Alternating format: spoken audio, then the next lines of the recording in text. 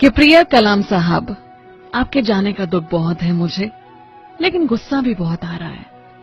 आप ये क्या सिखाकर चले गए? आपने जीवन में सिर्फ 2 छुट्टियां ली। आप तो प्रेसिडेंट ऑफ इंडिया थे, आराम कर सकते थे, फिर एक काम की रट क्यों लगाए रहे? सबसे पहली बात, आप नेता ही क्यों बने? क्या कोई नेता पढ़ा लिखा होता है?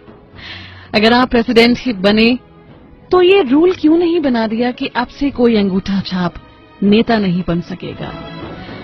जिस दिन नेता संसद में लड़ेंगे उनकी सैलरी काटी जाएगी और लेट आने वाले अफसरों की क्लास लगेगी। मुझे आपसे नाराजगी इस बात को लेकर भी है कि आपने देश को मिसाइल ही क्यों दी?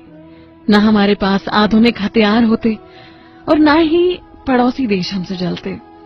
आप एक बैग लेकर राष्ट्रपति भवन में पहुंचे थे और कार्यकाल खत्म होने के बाद एक बैग लेकर निकल गए, जबकि आपसे बाद वाले ट्रकों में सामान भरकर निकले थे। एमपी में तो चपरासी के घर से करोड़ों रुपए निकल रहे हैं और आप सिर्फ एक बैग लेकर निकले। ये क्या सिखा गए आप आने वाली पीढ़ी को? सादगी और शालीनता से किसका पेट भरा है साहब? लोगों को आपके जैसा सम्मान नहीं, सिर्फ पैसा चाहिए। एक और बात जो आपकी मुझे बहुत गलत लगती थी कि आपने कभी प्रेसिडेंट जैसा रौब नहीं जमाया।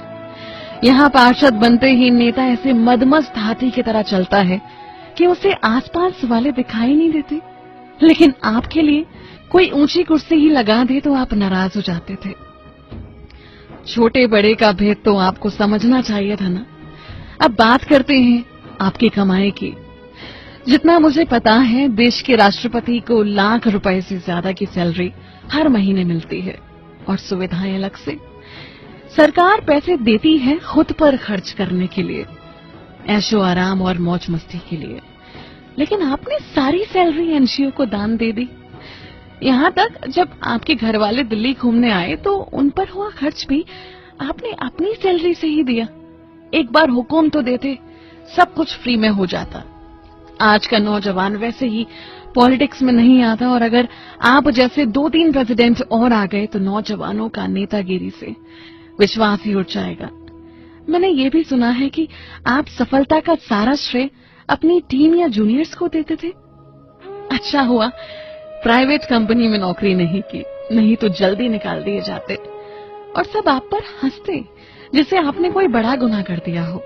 शिकायतों की ये लिस्ट बहुत लंबी है कलाम साहब। हमें पता है आप लौट कर आओगे, लेकिन अगली बार प्लीज मेरी शिकायतों की लिस्ट याद रखना। या तो हमें अच्छाई ना सिखाना, और अगर सिखाओ तो भारत के भाग्य विधाता तुम ही बनना।